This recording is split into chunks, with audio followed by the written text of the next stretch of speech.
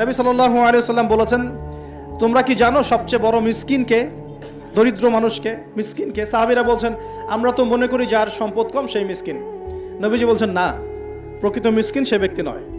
প্রকৃত মিসকিন সে ব্যক্তি